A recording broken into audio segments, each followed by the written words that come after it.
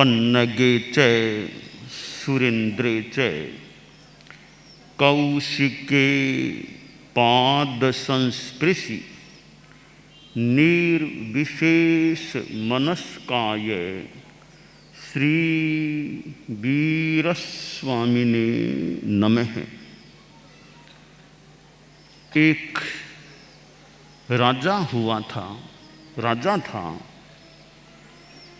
उसका नाम था प्रदेशी। वह श्वेतांबिका का नरेश था, श्वेतांबिका का राजा था। राजा का अपना तंत्र भी होता है। एक बार राजा की आज्ञा से राजा प्रदेशी का एक आदमी चित्त,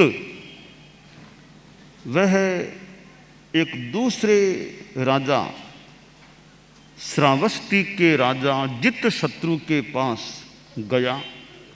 राजा अपने राजा की आज्ञा से गया। श्रावस्ती में वह गया तो उसे जानकारी मिली एक कोई साधुओं का बड़ा समुदाय वहाँ पर है। तो चित्त ने सोचा कि भी साधु और उनके मुखिया हैं कुमार श्रमण केशी, महान संत हैं, बड़े ज्ञानी संत हैं। उनके साथ 500 शिष्य भी हैं। इतने विराट शिष्य समुदाय के साथ कुमार श्रमण केशी हैं। सोचा ऐसे त्यागी संत लोग हैं, महात्मा लोग, दर्शन का लाभ तो लेना चाहिए। यहाँ आना हो ही गया, भले किसी कार्यवश आना हुआ है, पर इतने महान संत विराजमान हैं तो उनके दर्शन के लाभ से मुझे चूकना नहीं चाहिए। चित्त कुमार श्रमण केशी के पास पहुंच गया, दर्शन किए। धर्म का बोध तो चित्त ने श्रावक के 12 व्रतों को वहां स्वीकार कर लिया। मान एक श्रावक बन गया, 12 व्रती श्रावक। वहां से लौटना था तो लौटते समय चित्त ने निवेदन किया कि महान आप व्यक्तित्व, महान संत व्यक्तित्व, एक मेरा निवेदन है कि आप यहाँ पधारे हुए हैं। हमारी नगरी श्वेतांबिका है, वहाँ भी आपका पादार्पण होना चाहिए। वहाँ की जनता को भी आध्यात्मिक लाभ मिलना चाहिए। तो कभी आप कृपा करें, हमारी नगरी श्वेतांबिका में पधारें। कुमार श्रमण केशी को श्वेतांबिका के बारे में जानकारी थी। तो कुमार श्रमण केशी ने कहा कि चित्त एक बात बताओ, एक सुंदर उद्यान है, बहुत सुंदर अच्छा उद्यान बगीचा है, पर वहाँ शिकारी हैं, शिकारी रहते हैं, शिकारी हैं। पक्षियों को जानकारी की शिकारी है, यहाँ तो वहाँ पक्षी आना चाहेंगे क्या? चित्त ने कहा महाराज ये तो मुश्किल है, जब पक्षियों को पता चल जाए कि मारने वाला शिकारी है तो वहाँ पक्षी आना पसंद नहीं करेंगे। कुमार श्रमण केशी ने कहा कि श्वेतांबिका नगरी बहुत सुंदर है, रमणीय है, दर्शनीय है, परंतु वहाँ राजा प्रदेशी का राज्य है। राजा प्रदेशी नास्तिक विचारधारा का आदमी है। वह साधु संतों को कोई कुछ नहीं समझता है, कोई मान सम्मान का भाव नहीं है, अपितु साधुओं को तकलीफ भी वहाँ हो जाए। तो ऐसी नगरी में हम आस्तिक विचार को मानने वाले श्वेतांबिका नगरी में जाना पसंद कैसे करेंगे? चित्त ने कहा, महामुनि, ये बात आपकी ठीक है, मैं इसको अस्वीकार नहीं करता। राजा हालांकि नास्तिक है, पर जनता में भावना अच्छी है। मेरा विश्वास है आप पधारोगे, जनता आपका स्वागत करेगी और आहार गोचरी पानी कोई कमी नहीं रहेगी। भोजन और सब हमारे लोग हैं, बड़े यूँ भावनाशील हैं, आपको भिक्षा देंगे, गोचरी कराएंगे, वो कोई आप चिंता मत रखो। कुमार श्रमण ने कहा, भी देखो जैसा अवसर होगा देखा जाएगा। चित्त श्रावस्ती नगरी से रवाना होकर श्वेतांबिका नगरी में आ गया और वहाँ श्वेतांबिका नगरी के परिपार्श्व में या अंदर एक उद्यान था, मृगवन उद्यान। तो वह वहाँ का जो उद्यान पाल आदमी था, उससे कहा कि कभी कोई साधु लोग आए ना इधर, तो तुम उद्यान में उनको ठहरा देना, स्थान दे देना और मुझे उसकी सूचना दे देना। कि ठीक है। कुछ समय बाद कुमार श्रमण केशी अपने शिष्य समुदाय के साथ श्वेतांबिका और उस उद्यान के पास पधार गए।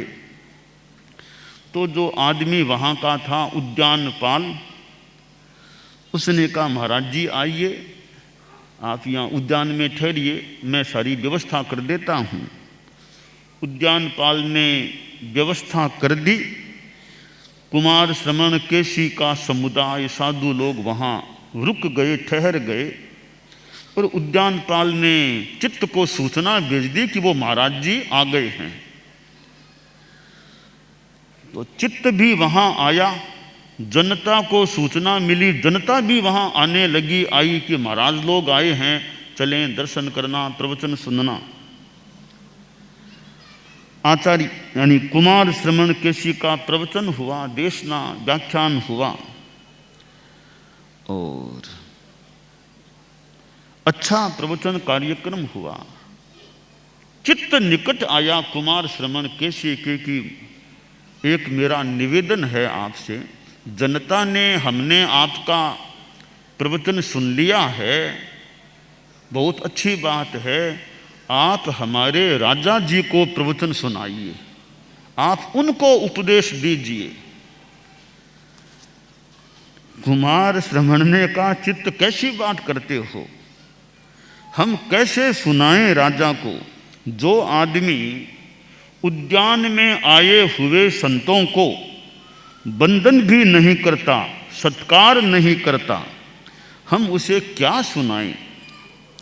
उपाश्रय में आए हुए श्रमणों को बंधन सत्कार नहीं करता, घर में साधु आ जाए तो भी बंधन नहीं करता, सत्कार नहीं करता, मार्ग में श्रमण मिल जाए तो भी उनको कोई जो देखने से अपने आप को छिपा लेता हो, ऐसे आदमी को कैसे सुनाएं प्रवचन, यह बताओ। चित्त बोला, महाराज एक बात बताऊं आपको, राजा प्रदेशी को आपके पास हाजिर करना तो मेरा काम है, उसके बाद उनको संभालना आपका काम है, फिर बात करना प्रवचन वो आपका काम, मेरा काम है मैं किसी तरीके से हमारे राजा प्रदेशी को आपके पास ला दूंगा, बस अगला सारा काम आपका होगा, कैसे बात करना, कैसे क्या करना। तो ठीक है, इतना काम कर दो, हमारे पास ला दो राजा को, फिर मैं देखता हूं। ठीक है। अब चित्त ने अपनी योजना बनाई और एक दिन वह राजा प्रदेशी के पास गया और बात करते करते बोला, महाराज एक निवेदन है। बोलो क्या निवेदन, क्या बात है? महाराज 4 घोड़े लाए गए हैं, कंबोजीय घोड़े भेंट में यूं आए हैं। इन घोड़ों की कभी परीक्षा होनी चाहिए, घोड़े कैसे हैं चलने में, दौड़ने में, वो परीक्षा आपके द्वारा होनी चाहिए। आप घोड़े पर सवारी करें, पता चले घोड़े कैसे हैं। कहा ठीक है, देख लेते हैं, कभी तैयारी कर लो। महाराज मैं तैयारी करता हूँ, एक दिन आपको हम रथ की सारी व्यवस्था करके आपको ले जाएंगे। ठीक है, देख लेना। चित्त ने सारी तैयारी की, घोड़ों को रथ में जोत लिया, जुत गए घोड़े रथ में। कहा महाराज पधारिए, अब थोड़ी आज आपका भ्रमण हो जाए, थोड़ा इधर उधर देखना, अपना उद्यान भी है वहाँ भी आपका पधारना हो जाए, और भी थोड़ा गांव शहर के बाहर की एरिया भी देख लें, कर लेंगे। ठीक है, जैसा तुम ठीक समझो वैसे चलो, चलते हैं। सारी योजना बनाई हुई थी, राजा को रथ पर आरूढ़ किया गया। राजा सज धज कर ठाट बाट से बैठा था, सवार हो गया। अब वो रथ आगे बढ़ा, बढ़ता गया। तब राजा बोला, चित्त अब तो थोड़ी थकान आ गई है, काफ़ी देर मैं बैठा हूँ, थोड़ा आराम करने की इच्छा है। आदमी को थोड़ी उम्र आ जाए ना, 80-85 अगर आ जाए तो ज़्यादा बैठे रहना भी, गाड़ी में बैठे रहना भी थोड़ा थकान आ जाए। तो कहा महाराज ठीक है, आपको थोड़ा आराम कराएं। तो महाराज ये पास में ही अपना उद्यान है, वहाँ चलें, वहाँ आराम हो जाएगा। ठीक है, उद्यान में चलें, वहाँ आराम करें। बस चित्त को तो उद्यान में ही लाना था राजा को, कि उद्यान में आराम कराएं आपको। तो राजा क्लांत हो गया था। मृगवन उद्यान, जहाँ वो कुमार श्रमण केशी का संग ठहरा हुआ था, वहाँ राजा को ले गया। सघन वृक्षावली थी, सघन वृक्षावली छाया भी थी वहाँ पर। तो कहा महाराज यहाँ अच्छी छाया है, आप इस जगह पर विराजिए, आप चाहो तो थोड़ा लेट करके विश्राम कर लो, बैठो, जैसे आपकी सुविधा हो।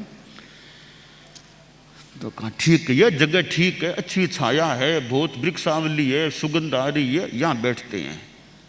राजा रथ से उतरा, वहाँ उद्यान में एक जगह बैठा, और कभी हवा भी अच्छी आ रही है, बहुत अच्छा स्थान है ये। तो बैठा था, इधर उधर थोड़ा देखा कि अरे वो कौन लोग हैं इधर, ये कौन जड़मूड, ये कौन लोग हैं, क्या करते हैं यहाँ पर ये।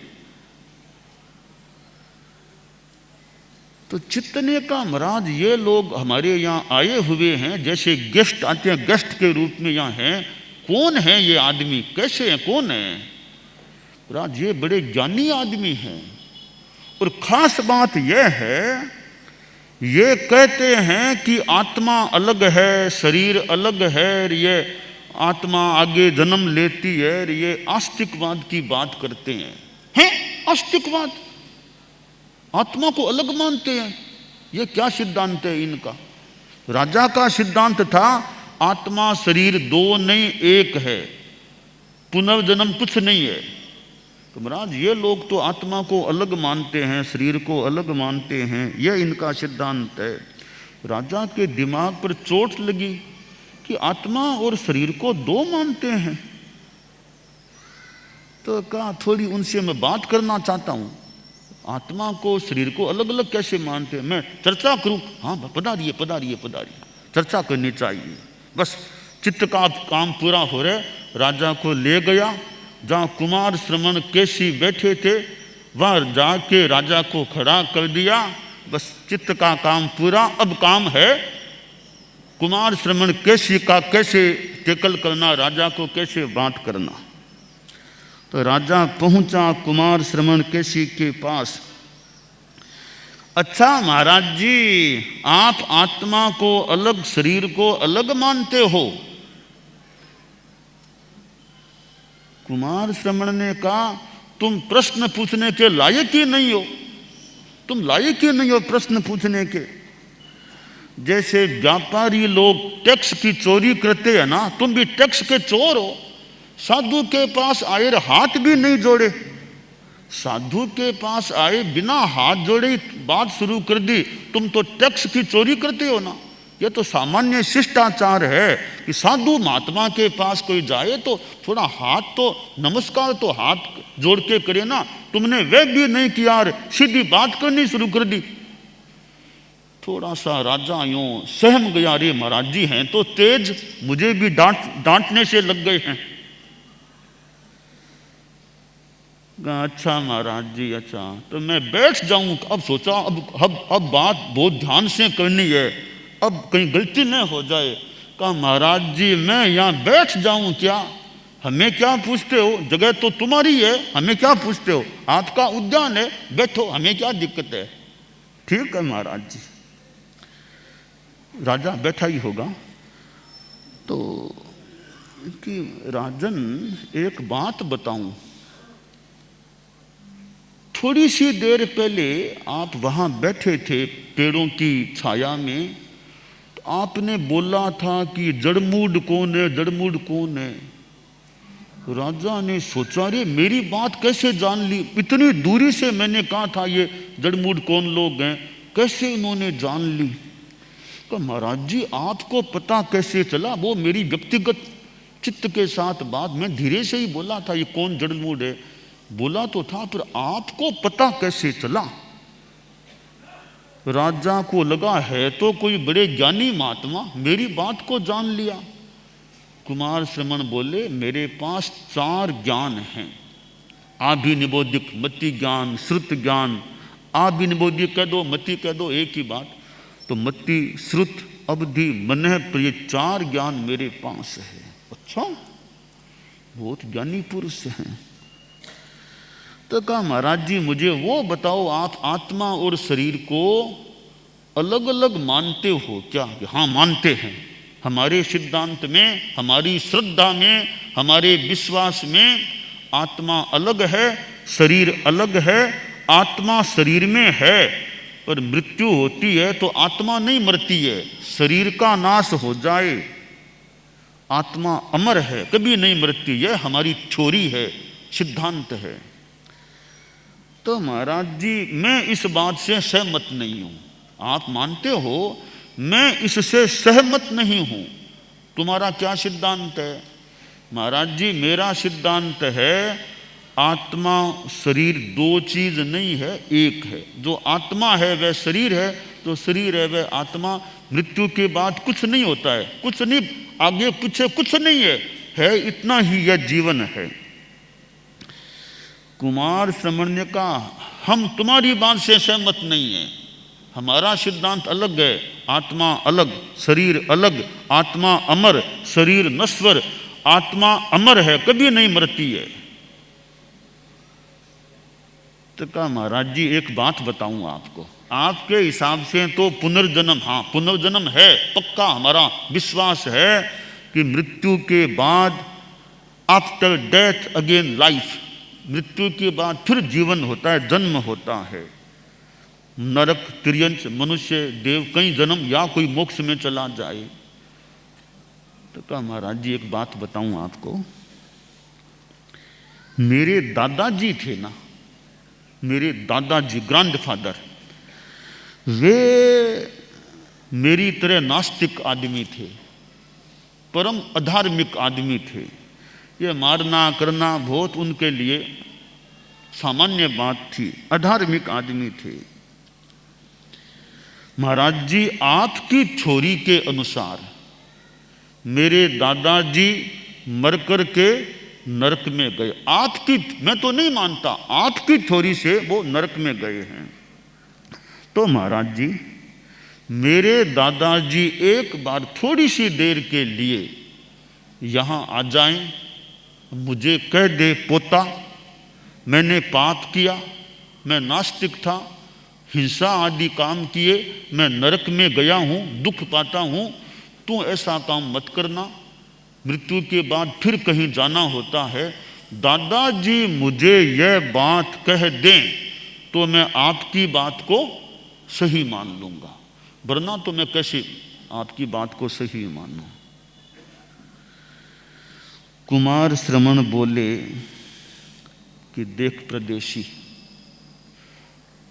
तुम्हारी महारानी रानी है सूर्यकांता, कोई असामाजिक तत्व का कोई ऐसा आदमी हो और तुम्हारी महारानी के साथ कोई गलत व्यवहार कर ले तो तुम क्या करोगे? आज क्या करूंगा? उसके हाथ कटवा दूंगा, पैर कटवा दूंगा, सूली पर पिरो दूंगा उसको, कोई मेरी रानी की तरफ कुछ नजर भी कोई ऐसी वैसी उठा ले। ठीक है राजन, तुम्हारा दादा नरक में गया है तो वो चूंकि पापी था, तो वहां जो देव हैं परमाधार्मिक देव, वे उसको यहाँ आने नहीं देते हैं कि वो पक्के के तुम वो पापी आदमी है तो वहां से इधर मनुष्य लोक में आने ही नहीं देते।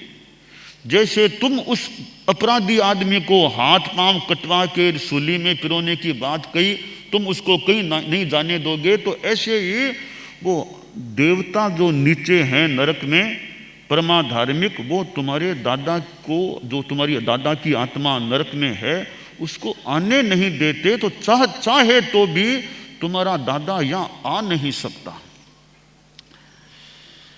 तो कहा महाराज जी ठीक है, एक और बात बताऊं, आप मेरी बात को सुनो।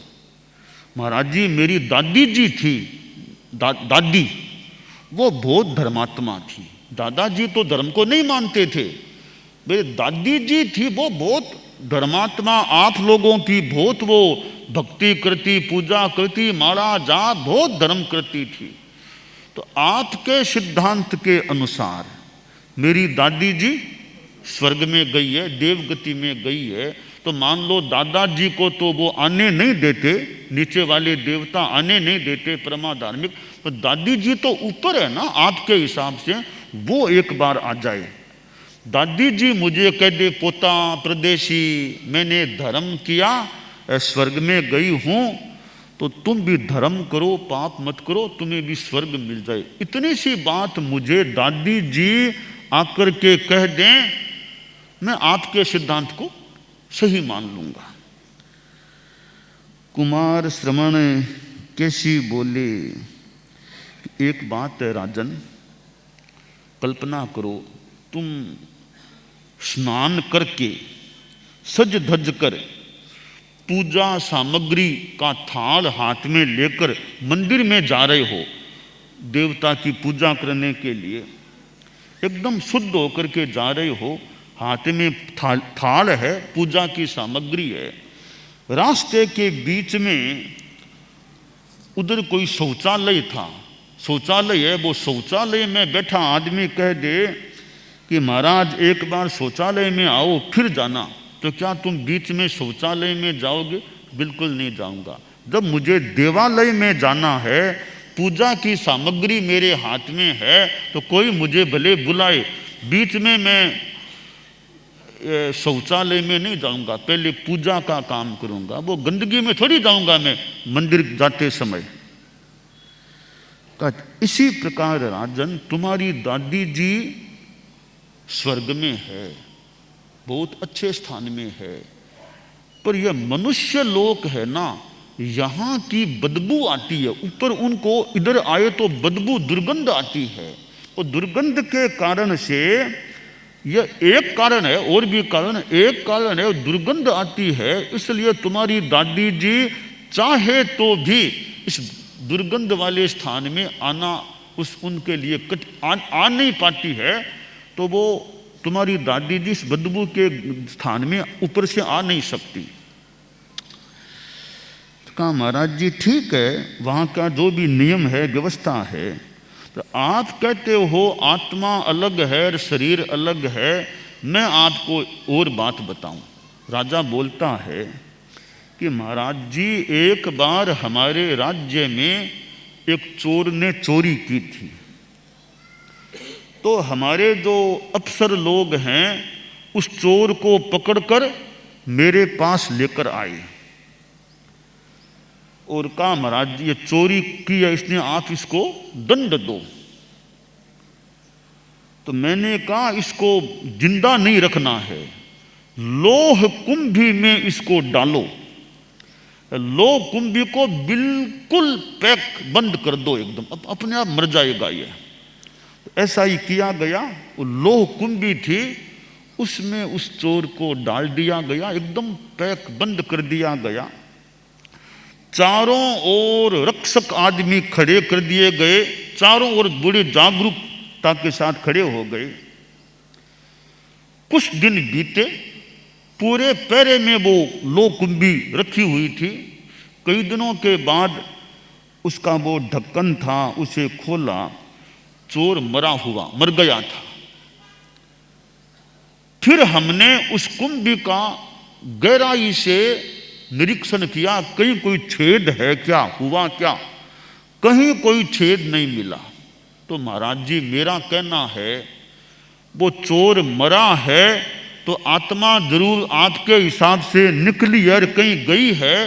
तो लोह कुंभी में से आत्मा निकली है तो कहीं कोई सुराग, कहीं कोई छेद तो होना चाहिए ना कुंभी में, वरना आत्मा निकली कैसे? कोई छेद नहीं था। इसका मतलब मेरा सिद्धांत सही है कि आत्मा जैसी कोई चीज है ही नहीं, है वो शरीर है। होती तो लोह कुंभी में कोई छेद होना चाहिए था। तो आपका सिद्धांत सही नहीं बैठता है, मेरा सिद्धांत सही बैठता है। कुमार श्रमण बोले, राजन मेरी बात भी सुनो। फरमाओ महाराज जी। देखो, एक कूटागार शाला है, कूटागार शाला, उस गुप्त द्वार वाली है, उसके अंदर एक आदमी बैठा है। एकदम वो शाला बिल्कुल पैक बंद कर दी गई है, जहां हवा भी न जा सके। उसके अंदर कोई आदमी है, वो भेरी बजाए तो वो शब्द बाहर सुनाई देता है या नहीं? कि महाराज जी शब्द तो सुनाई देता है, एकदम बंद कर दें तो भी अंदर कोई बाजा बजाए, भेरी बजाए तो आवाज है, शब्द वो बाहर भी सुनने को मिलता है। तो वो शब्द मिलता है तो मुझे बताओ, उस कूटागार शाला में कोई छेद होता है क्या? छेद तो नहीं होता, फिर आवाज बाहर कैसे आती है? अब राजा चुप हो गया कि महाराज आवाज तो बाहर आ जाती है। तो जैसे वो आवाज बाहर आ सकती है बिना छेद हुए, तो आत्मा भी बाहर आ सकती है बिना छेद किए। ये अलग ही कोई दुनिया का, अदृश्य दुनिया का मानो सिद्धांत है कि शब्द बाहर आ सकते हैं, तो आत्मा भी लोह कुंभी में से बिना छेद हुए भी बाहर आ सकती है। तो राजा की बात कट गई कि शब्द आ सकते हैं तो आत्मा क्यों नहीं आ सकती? तो कहा, महाराज जी ये तो ठीक है आपकी बात, पर अभी तक मेरी बात और बताऊं आपको मैं। बोलो। महाराज जी एक बार की बात है, एक और कोई चोर आया था, उसको पकड़ लिया गया। तो जब आई कि दंड देना है, तो मैंने कहा भाई इसको तो मारना ही ठीक है, जीवित मत रखो। ये लोग बड़े अपराधी राज्य में दहशत फैला रहे हैं, दुख, जनता को दुखी कर, इनका जिंदा रहना ही गलत, मारो इसको।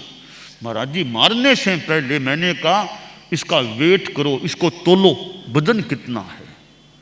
उसको तोला गया, तोलने के बाद मारा गया। मैंने कहा दोबारा तोलो, फिर तोला तो पहले मारने से पहले जिंदा अवस्था में जो वजन था, मारने के ठीक बाद तोला, वो ही वजन मरने के बाद था। तो महाराज जी मेरा कहना यह है, अगर आपके हिसाब से आत्मा नाम की चीज है, जब उसको मारा तो आत्मा तो गई, निकल गई, तो आत्मा निकल गई तो जो जिंदा अवस्था में वजन था, मरने के बाद तोला, थोड़ा वजन तो कम होना चाहिए ना। मरने के बाद आत्मा का जो वजन था वो तो कम होना चाहिए ना। तो कोई फर्क नहीं पड़ा वजन में। इसका मतलब आत्मा शरीर दो चीज नहीं, वो शरीर है, अलग से आत्मा जैसी कोई चीज नहीं होती है। कुमार श्रमण ने कहा, राजा मेरी बात भी सुनो, आप मेरी भी सुनो। फरमाओ महाराज जी। देखो कि एक ये मशक, हवा भरा हुआ मशक है, तो उस मशक में हवा भरने से पहले उसको तोलो, हवा भरने के बाद में तोलो। कोई वजन में फर्क आएगा क्या? कि महाराज जी फर्क तो नहीं आएगा, भले पहले तोलो चाहे हवा भरने के बाद तोलो, कोई फर्क नहीं पड़ता है। तो राजन जैसे हवा भरने के पहले और भरने के बाद में कोई फर्क नहीं पड़ता, तो क्यों नहीं पड़ता? हवा नहीं थी तो वजन कम होना चाहिए था, या हवा निकाल दी तो कम होना चाहिए। भरे हुए मशक में और बिना हवा के मशक में थोड़ा अंतर तो आना चाहिए ना। वो तो नहीं आता, वो नहीं आता। इसी प्रकार आत्मा है या नहीं, वजन में कोई फर्क नहीं पड़ता। अगुरु लघु है, वो वजनदार है ही नहीं। आत्मा में कोई वजन नहीं होता है, वो अगुरु लघु है। जैसे हवा में वजन नहीं है तो आत्मा में भी वजन नहीं है। तो आपने जो कहा चोर को पहले तोला और बाद में तोला, आप इससे यह सिद्ध करना चाहते हो कि आत्मा नहीं होती है। आप इस बात का उत्तर दो, हवा के न होने और हवा के होने में मशक के वजन में फर्क क्यों नहीं पड़ता? कि महाराज जी ठीक है, इसका तो उत्तर मेरे पास नहीं है। अब एक बात और मेरी सुनो, आप बोलो। महाराज जी एक बार की बात बताऊं आपको। एक चोर ने चोरी की थी। तो हमारे राज्य में चोरियां होती रहती है, कई चोर आते। एक और चोर की बात है, मेरे पास उसको लाया गया, महाराज ये चोर है, इसको दंड दो। तो मैंने कहा अभी जिंदा रखना ही नहीं, इसको मारना ही है। तो मैंने कहा मेरे सामने इसके शरीर के टुकड़े टुकड़े टुकड़े टुकड़े करो। मेरा लक्ष्य था कि देखूं आत्मा है कि नहीं भीतर में कहीं। तो महाराज जी मैं खुद बैठा, मेरे सामने उस आदमी के टुकड़े टुकड़े टुकड़े टुकड़े किए, छोटे छोटे टुकड़े कर दिए गए। कहीं कोई आत्मा जैसी चीज मुझे नहीं मिली, कोई आत्मा नहीं दिखी। अगर आत्मा होती भीतर में तो वो टुकड़े टुकड़े करने पर कहीं तो दिखाई देती, कहीं दिखाई नहीं दी। इसका मतलब आत्मा जैसी कोई चीज नहीं होती है, वो शरीर है, अलग से आत्मा और कुछ नहीं है। महाराज जी बोलो इस बारे में आपका क्या उत्तर है? मैंने सारा एकदम व्यवस्थित सिस्टेमेटिक जांच की है, टुकड़े टुकड़े करके खुद ने मैंने देखा है, कोई आत्मा नहीं मिली। इसका जवाब दो आप। आत्मा होती तो अंदर मिलनी चाहिए थी ना। तो कुमार श्रमण कैसे ने कहा सुनो मेरी बात। एक अरणी की लकड़ी, अरणी की वो काठ लकड़ी है, उसमें आग होती है ना, आग निकल, हाँ आग तो निकलती है ना। तो राजन एक काम करो, उस अरण्य की लकड़ी के टुकड़े टुकड़े टुकड़े टुकड़े कराए जाएं, क्या अग्नि भीतर में दिखेगी क्या? महाराज जी आग दिखती तो नहीं है, टुकड़े करने से नहीं दिखती। तो वो तो यूं वो घर्षण और करें तो आग निकलती है, टुकड़े टुकड़े से आग नहीं निकलती। तो कुमार श्रमण ने कहा जैसे अरणी के लकड़ी के टुकड़े टुकड़े करने से आग दिखाई नहीं देती, इसी प्रकार शरीर के टुकड़े टुकड़े करने से आत्मा दिखाई नहीं देती। पर अरणी की लकड़ी से आग पैदा हो सकती है, इसी प्रकार शरीर में आत्मा होती तो है, वो इतनी अरूपी या सूक्ष्म है टुकड़े टुकड़े करने से दिखाई नहीं देती है। तो महाराज जी यह बात तो आपकी ठीक ही है। तो महाराज जी एक काम करो, आप तो बहुत विद्वान आदमी हो, एक काम कर दो, मैं तो आत्मा को मानता नहीं हूं, जो हमारी परंपरा, आप आत्मा को मानते हो, आप हाथ यूं करो, मुझे आप अपनी आत्मा को एक बार निकाल के हाथ में रख करके दिखा दो, ये रही आत्मा, ऐसे दिखा दो, ये रही आत्मा, यूं दिखाओ मुझे, फिर मैं मान लूंगा कि आत्मा होती है। कुमार श्रवण केसी ने कहा कि महाराज देरी ना करो, आंवला जैसे आंवला हाथ में रखते हैं ना, आंवला ऐसे हाथ में रख लो आत्मा को, मुझे 2 सेकंड के लिए मान लो, दिखा दो जो भी। कुमार श्रवण ने कहा, राजन एक बात बताओ, वो सामने पेड़ है ना, हाँ महाराज पेड़ है ना, पेड़ के पत्ते हिल रहे हैं क्या? हाँ महाराज जी पत्ते हिल रहे हैं। तो पेड़ के पत्ते क्यों हिल रहे हैं? महाराज जी हवा चलती है ना, तब पत्ते हिलते हैं, हिल रहे हैं। कुमार श्रवण ने कहा, हवा से हिलते हैं? हाँ हवा से हिलते हैं।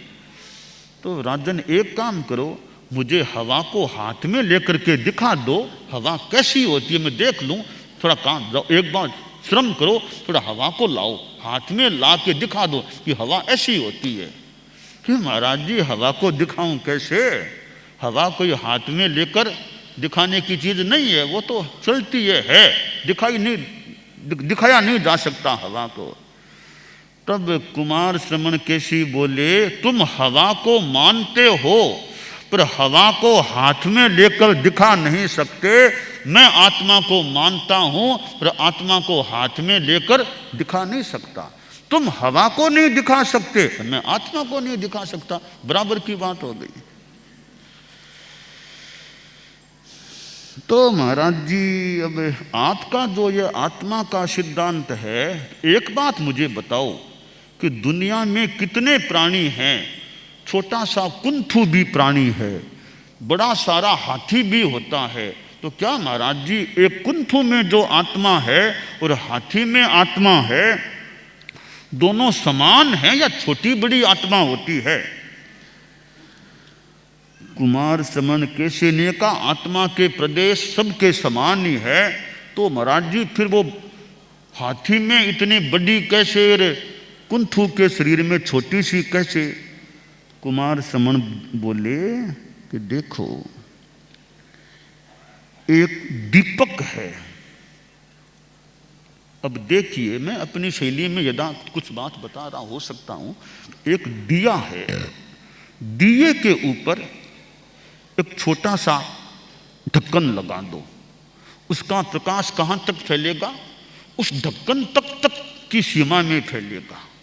अब ढक्कन को उठाओ, एक बड़ा कुंडा, उसको उसके ऊपर लगाओ, प्रकाश कहां तक फैलेगा? अब बढ़ गया कुंडे की सीमा में। अब कुंडे को हटा दो, एक कमरे के अंदर दिया रख दो, कुंडा नहीं, ढक्कन नहीं, उस कमरे को बंद कर दो, प्रकाश कहां तक फैलेगा? उस पूरे कमरे में फैल जाएगा। दिया तो वो का वो है, एक ही दिए का प्रकाश इतनी सी जगह में रह गया, इतने में आ गया और बहुत बड़ी जगह में फैल गया। इसी प्रकार आत्मा है ना, अगर कुंथू में आत्मा जाएगी, पैदा होगी, वो आत्मा इतने में रह जाएगी। गाय में के रूप में जन्मी है तो गाय के तरह उस उतने शरीर में वो जो भी सीमा वहां रह जाएगी। हाथी में आत्मा पैदा हुई है तो वो हाथी जितने में फैल जाएगी, जितना स्थान मिलता है उतने में आत्मा अपने हिसाब से एडजस्टमेंट कर लेती है, फैल जाती है और संकुचित हो जाती है। कि महाराज जी आपकी बातें तो बहुत सही, बहुत अच्छी, आप बहुत अच्छा समझा रहे हो, आपकी बातों में बहुत आप अच्छे तरीके से मुझे समझा रहे हो और मेरे दिमाग में आपकी बातें बैठ भी रही है। परंतु महाराज जी एक समस्या है मेरी, वो मैं मन की बात बता दूं आपको। महाराज जी आप बड़े विद्वान आदमी, बहुत ज्ञानी आदमी हो, आपने इतनी मेरी एक एक बात को आपने काट दिया, मेरी हर बात को आप काटते गए। अब मेरे पास तो कोई बात है नहीं जो मैं आपके सामने रखूं, तो आपकी बात मुझे सही लग रही है। महाराज जी, समस्या यह है कि मैं अपनी पुरानी मान्यता को छोड़ दूं कैसे? पुरानी मान्यता दिमाग में है, बात आपकी सही है, लग रही है, आत्मा अलग है, शरीर अलग है। मेरी पुरानी मान्यता है कि आत्मा शरीर दो नहीं एक है। महाराज जी, उसको छोड़ दूं कैसे? यह मेरी समस्या है।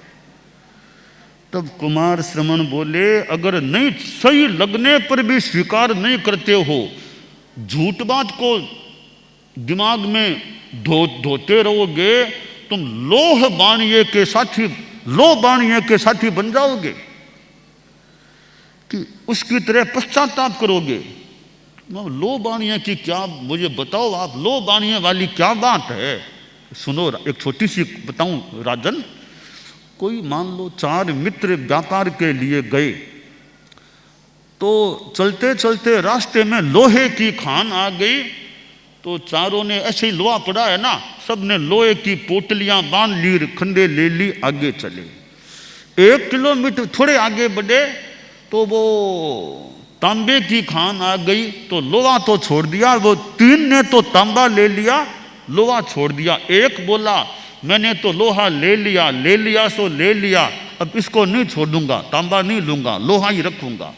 फिर आगे बढ़े, चांदी की आई, 3 ने तो तांबा छोड़ा और चांदी ले ली। एक ने कहा नहीं, मैं तो लोहा ही रखूंगा। फिर सोने की खान आई, 3 ने चांदी को छोड़ दिया, सोने को ले लिया। चौथा बोला ना, मैं तो लोहा ही रखूंगा। हीरे आए, वो आए, तो उन्होंने हीरे ले लिए, सोना भी छोड़ा। उसने कहा ना, मैं तो लोहा ही रखूंगा। अब 3 तो बड़े धनवान बन गए, हीरे ले लिए, उसने लोहा रखा। तो बाद में उसने सोचा, रे मैं तो गरीब रह गया, मैं भी वो अच्छी चीज ले लेता, मैं भी इनकी तरह धनवान बन जाता, इनके बढ़िया बंगले बन गए, बढ़िया सुख सुविधा के साधन हो गए, मैं तो गरीब रह गया। अब वो पश्चाताप करता है। पश्चाताप क्यों करता है? पकड़ के रख लिया लोहे को। तो तुम भी राजन, पुरानी मान्यता जो ऐसे ही लगने लग गई है, उसको नहीं छोड़ोगे, अच्छी बात को, मेरी सही बात को स्वीकार नहीं करोगे, उस चौथे बाणिये की तरह, लो बाणिये की तरह तुम पश्चाताप करोगे। तो कहा, महाराज पश्चाताप तो मुझे क्यों करना पड़े? तो ठीक है, अब मैं बहुत समझ गया आपकी बात को, अब मैं अपनी पुरानी मान्यता को छोड़ता हूँ, वो सिराता हूँ, आपकी मान्यता को स्वीकार करता हूँ। आप मुझे धर्म की दीक्षा दे दो, मैं श्रावक बनना चाहता हूँ। तो कुमार श्रमण केसी ने उपदेश दिया, श्रावक के 12 व्रत उसको धरा दिए, स्वीकार करा दिए। वह श्रावक राजा था और श्रावक बन गया, श्रमणोपासक बन गया। अब राजा महल की ओर आना था, तो केसी ने कहा, राजन थोड़ी सी मेरी शिक्षा या सलाह जो भी आप सुन लो, अब आपको जाना है, हमें भी मान लो आगे जाना, मेरी शिक्षा या सलाह है, फरमाओ महाराज। देखो राजन, बहुत बड़ा काम किया तुमने, अपनी पूर्व मान्यता तुमको मिथ्या लगी, छोड़ दी, धर्म को स्वीकार कर लिया, 12 व्रतों को स्वीकार कर लिया। अब मेरी शिक्षा यह है, तुम रमणीय बनकर फिर अरमणीय मत बन जाना। वनखंड की तरह, नाट्यशाला, इक्ष्वाटिका, खलिहान की तरह पहले रमणीय बनकर फिर अरमणीय मत बन जाना। कि महाराज कैसे, मैं पूरा समझा नहीं। देखो, एक वनखंड है जहाँ पत्ते, फूल, फल बहुत हैं, तो वो वनखंड, उद्यान कितना बढ़िया लगता है, इतने पेड़ हैं, पत्ते हैं, फूल हैं, और हैं, चीजें हैं। बाद में जब पत्ते गिर जाएं, फल सब ले लिए जाएं, पत्ते झड़ जाएं, या कचरा सा हो जाए उद्यान में, तो वो कैसा लगेगा? वो अरमणीय। पहले जब फल फूल थे रमणीय होता है, तो पतझड़ आए, पत्ते गिरे, तो वो अरमणीय बन जाता है। नाट्यशाला होती है, नाटक चलता है, तरह तरह के नाटक आ रहे हैं, नाट्यशाला शोभायमान होती है। नाट्य का कार्यक्रम संपन्न हो गया, अब कुर्सियाँ कोई पड़ी है, कोई कैसी है, लोग चले गए हैं, अस्त व्यस्त कचरा सा है, तब वो अरमणीय बन जाती है। नाट्य हो तब तो रमणीय, प्रोग्राम होने के बाद अरमणीय बन जाती हैं। इक्सु वाटिका है, गन्ने लगे हुए हैं, लोग रस पी रहे हैं, लोग आ रहे हैं, कितनी बढ़िया लगती है। जब सारा रस लोगों ने पी लिया, फूंतरे इधर उधर डाल दिए, लोग चले गए, तब वह इक्सु वाटिका अरमणीय बन जाती है।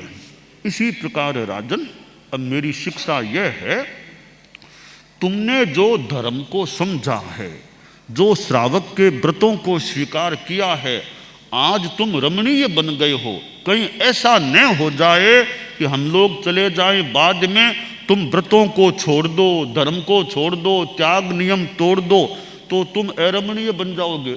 ऐसा मत बनना। जो नियम, जो धर्म तुमने स्वीकार किया है, हमेशा उसको जीवन में बनाए रखना। वो त्याग धर्म को रखते हुए तुम धर्म की दृष्टि से हमेशा रमणीय बने रहना। तो यह मेरी तुम्हें एक शिक्षा और संदेश है।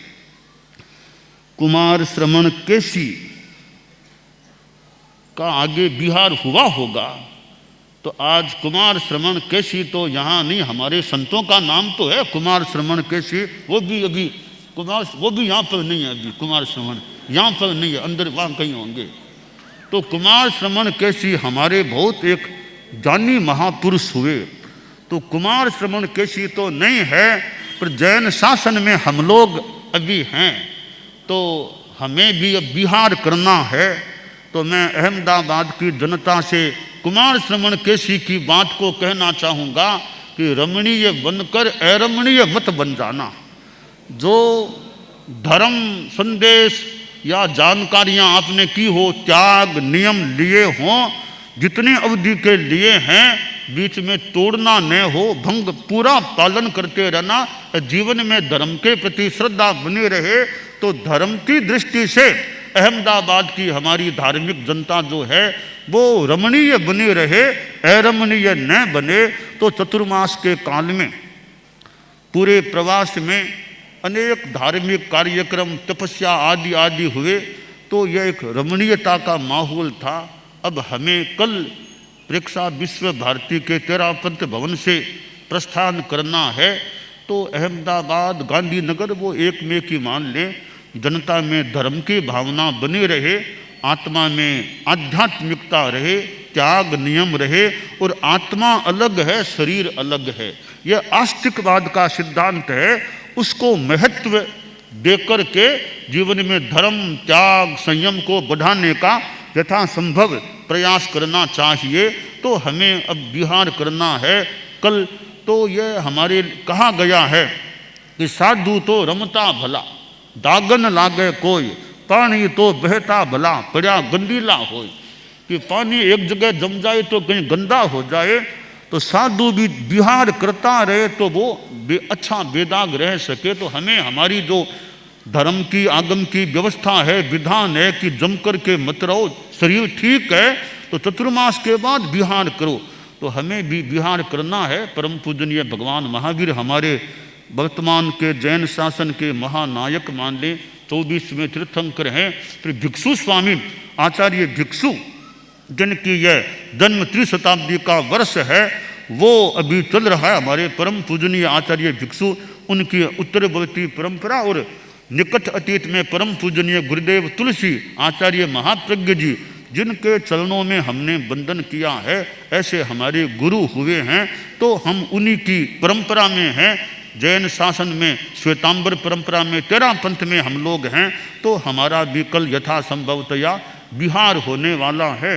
तो खूब अच्छे ढंग से हमें छोटी खाटू की ओर, फिर मुख्यतया जैन विश्व भारती लाडनों की ओर आगे बढ़ना है। फिर आगे यथा दिल्ली है और जगह जगह यथासंभवतया आगे से आगे जैसा योग है बढ़ना है। तो यह चतुर्मास आचार्य श्री महाप्रज्ञ जी ने जहाँ किया था सन 2002 में, वहीं हमने भी वहाँ किया है। और चतुर्मास अब अंतिम दिन में आ गया है। आज चातुर्मासिक पक्ष भी है। तो कल का हमारा यह विहार है। चतुर्मास हुआ, इतने साधु साधियाँ भी साथ में थे। अहमदाबाद की व्यवस्था समिति ने अपनी सेवाएं दी है, अपना कार्य किया है। उनको उनके लिए भी एक महत्वपूर्ण समय उनके जीवन का मानना चाहिए। ऐसा गुरुकुलवास का, इतने साधु साधियाँ गुरुकुलवास का चतुर्मास हुआ है, तो सभी श्रावकों में और में खूब अच्छी धर्म की भावना बनी रहे। कोई कहने सुनने में कोई कटु हो गया हो तो सबसे हमारा खमत खामना।